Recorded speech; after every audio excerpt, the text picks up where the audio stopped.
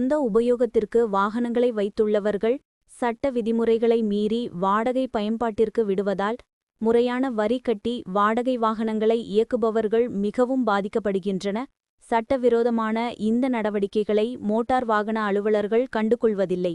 சட்டவிரோதமாக வாகனங்கள் இயக்குபவர்கள் மீது நடவடிக்கை எடுக்க வலியுறுத்தியும் பைக் டாக்ஸிக்கு தடை விதிக்க கோரியும் மயிலாடுதுறையில் வட்டார போக்குவரத்து அலுவலகம் முன்பு உரிமை குரல் ஓட்டுநர் சங்கம் சார்பில் மாநில செயலாளர் பாலமுருகன் தலைமையில் கண்டன ஆர்ப்பாட்டம் நடைபெற்றது.